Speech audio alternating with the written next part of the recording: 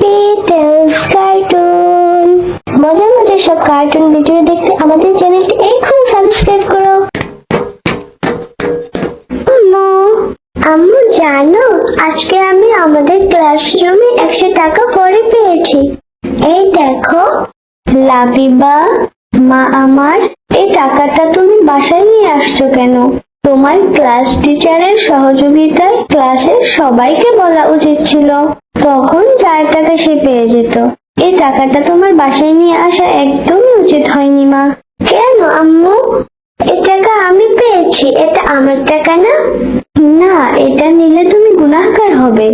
আর হ্যাঁ, এটা অবশ্যই তোমার ফেরত দেওয়া উচিত। শোনো, তোমাকে মক্কার এক যুবকের ঘটনা বলি। সে ছিল ছোট এক ব্যবসায়ী। একদিন সে হাঁটার সময় পায়ের কাছে অনেক দামি হীরের একটি নেকলেস দেখতে পেল। আরে আরে আরে, এটা কি? এটা তো দেখছি হীরের নেকলেস। এটা কার? আমি এটা কিভাবে ফেরত দিতে পারি? যাই, এখানকার বাদশার কাছে গিয়ে বিষয়টা বলি, নিশ্চয়ই তিনি এর একটা সমাধান দিবেন। তারপর যুবক বাদশাহর কাছে গেল। বাদশাহ সবাইকে ডেকে জিজ্ঞেস করলো। অবশেষে আসল নেকলেস মালিককে খুঁজে পেল। যুবক নেকলেসটি তাকে দিয়ে দিল। আসল মালিককে খুঁজে পেয়ে মনে শান্তি পেল। তারপর যুবক তার সাথীদের নিয়ে তার ব্যবসার কাজে বেরিয়ে পড়ল। নৌকা অনেক দূর এগিয়ে গেল।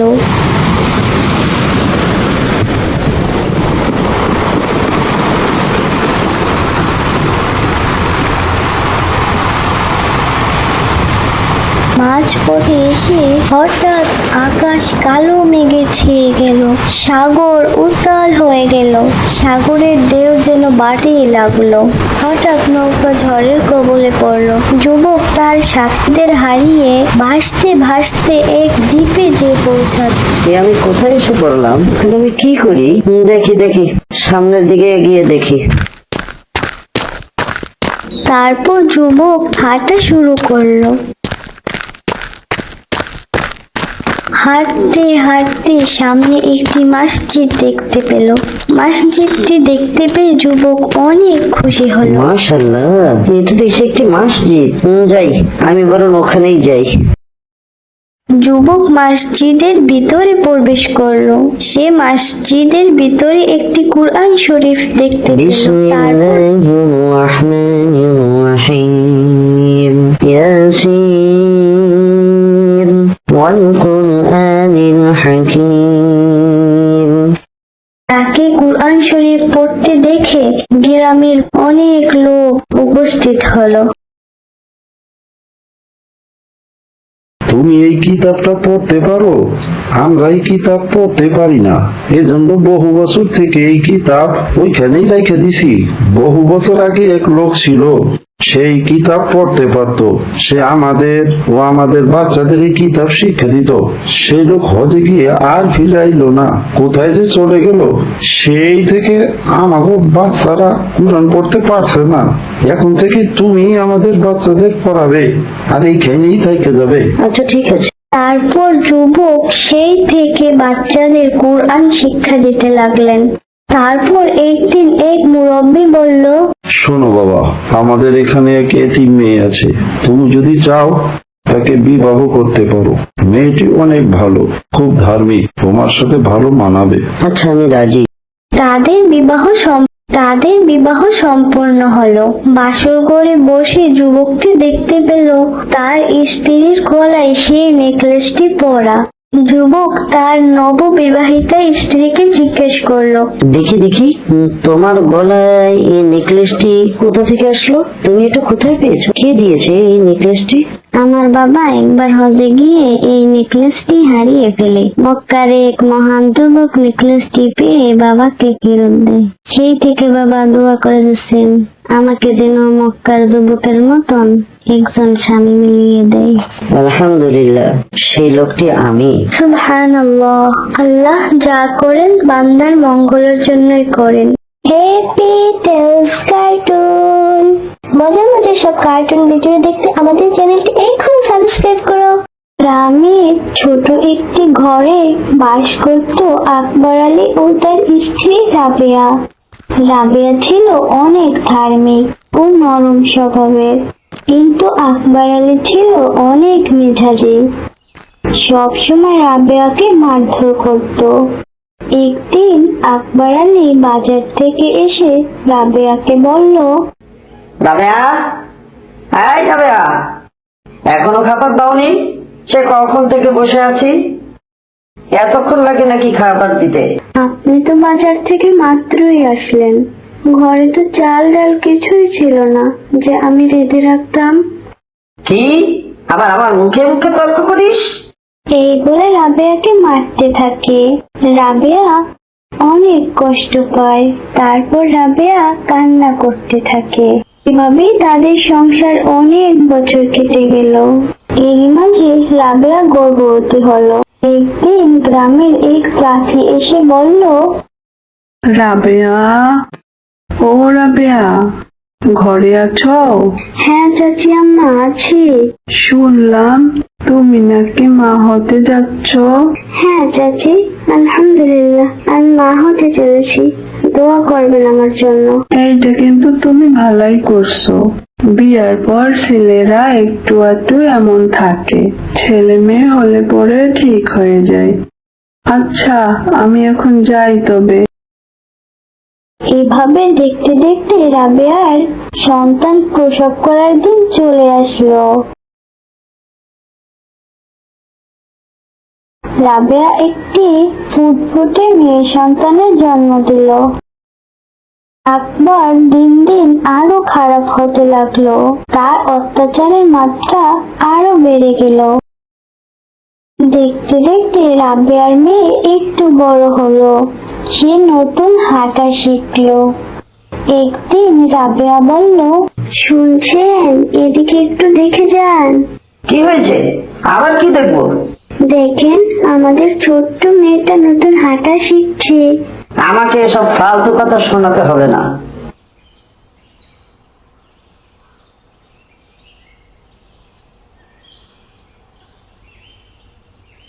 এভাবে দিন গড়াতে থাকলো।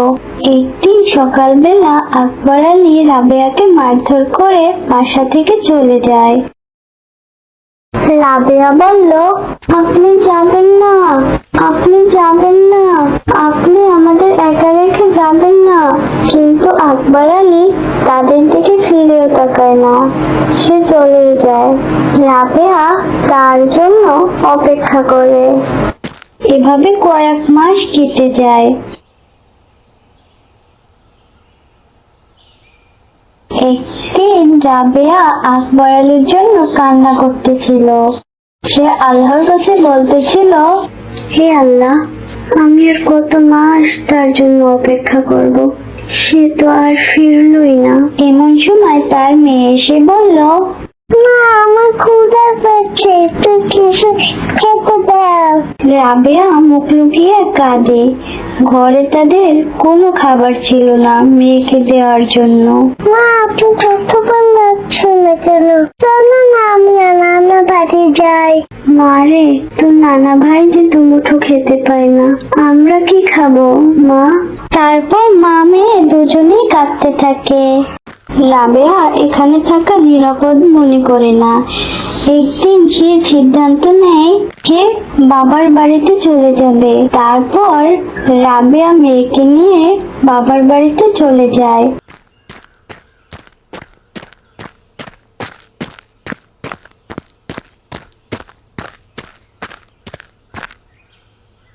তার বাবা তাকে দেখে বলল, মা, তুই একা কেন?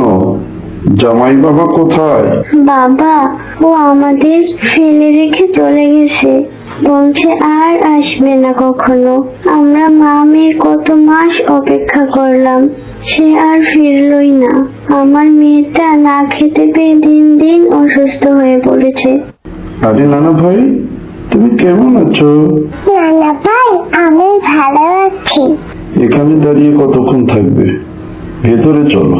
তারপর থেকে রাবেয়া ও তার মেয়ে তার বাবার কাছে থাকতে লাগলেন। একদিন রাতে হঠাৎ রাবেয়ার মেয়ে অনেক অসুস্থ হয়ে পড়ে। মেয়ে বলে, মা আমার কষ্ট হচ্ছে। রাবেয়া বলল, মা তোর কি হয়েছে, তুই এমন করছিস কেন? হায় আল্লাহ, গা তো জ্বরে পুড়ে যাচ্ছে। কথা বল মা, কথা বল, তোর কি হয়েছে? বাবা, বাবা, দেখো তুবা কথা বলছে না, কি হয়েছে তোমার? তার কাছে কোনো টাকাও নেই যে সে মেয়েকে নিয়ে হাসপাতালে যাবে। এত রাতে প্রতিবেশীদের কাছে যাওয়া সম্ভব ছিল না। রাবেয়া মেয়ের কপালে পানির পট্টি দিয়ে সে নামাজে দাঁড়িয়ে গেল এবং প্রতিবারের মতোই আল্লাহর কাছে সাহায্য চাইতে লাগলেন। হে আল্লাহ, দুনিয়ার সব দরজা বন্ধ হলেও তোমার দরজা তো কখনো বন্ধ হয় না, তুমি রহমান রহিম। হঠাৎ দরজায় কড়া নাড়লো। রাবেয়া দরজা খুললো। রাবেয়া কিছু বুঝে ওঠার আগে ডাক্তার সাহেব বলল, আপনাদের এখানে রুগীকে? রাবেয়া ইশারা করলো, ওই যে আমার মেয়ে। কিছু ওষুধ লিখে দিচ্ছি, রোগীকে খাইয়ে দিবেন, আর এইভাবে মাথায় পানির পট্টি দিয়ে দিবেন। আমাকে এখন উঠতে হবে, আমার ফিটা দিন। আমি কোথায় টাকা পাবো? আমার কাছে তো টাকা নেই। টাকা নেই তো এত রাতে আমাকে এভাবে ফোন করে ডেকে আনছেন কেন? আমরা তো আপনাকে কল করিনি, আর আমাদের ঘরে তো কোনো মোবাইল ফোনও নেই। তারপর ডাক্তার সাহেব দেখলো তাকে এ বাসা থেকে কল করা হয়নি। সে বুঝতে পেরে চুপচাপ বেরিয়ে গেল। কিছু দূর যেয়ে ডাক্তার সাহেব ভাবতে লাগলো, হ্যাঁ, আমার এরকমটা করা উচিত হয়নি।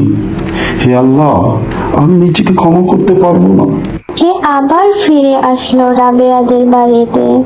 আবার দরজায় কড়া নাড়লো। রাবেয়া দরজা খুললো। ডাক্তার সাহেব ঘরে প্রবেশ করলো। ডাক্তার সাহেবের চেহারা মলিন, চোখে পানি ছলছল করছিল। ডাক্তার সাহেব রাবেয়াকে বলল, আমি আপনার ঘর থেকে ততক্ষণ পর্যন্ত যাব না যতক্ষণ না আপনি আমাকে পুরো ঘটনাটি খুলে বলবেন। রাবেয়া তার পুরো ঘটনা ডাক্তার সাহেবকে খুলে বলল। যেভাবে মেয়ের কপালে পানির পট্টি রাখার পর জায়নামাজে দাঁড়িয়ে গেলেন, যেভাবে আল্লাহর কাছে সাহায্য চেয়েছিলেন, সব ঘটনা ডাক্তার সাহেবকে খুলে বললেন। ডাক্তার সাহেব সব শুনে ঘর থেকে বেরিয়ে পড়ল এবং কিছুক্ষণ পর মেয়েটার জন্য কিছু ওষুধ ও রাতের খাবার নিয়ে এসে বললেন, এই নিন, এগুলো আপনাদের জন্য, আর এই ওষুধটা আপনার মেয়েকে খাইয়ে দিবেন। আর হ্যাঁ, ইনশাল্লাহ আমি প্রতি মাসে আমার ইনকামের কিছু টাকা আপনাদের সংসারে খরচের জন্য দিব। এখন আমি যাই তাহলে। মহিলাটি এত কষ্টের মাঝেও ধৈর্যহারা হয়নি। সে আল্লাহর প্রতি বিশ্বাস রেখে কেবল আল্লাহর ইবাদত করছে। অতি খুশি হয়ে প্রতিদান স্বরূপ আমাকেই পাঠিয়েছে।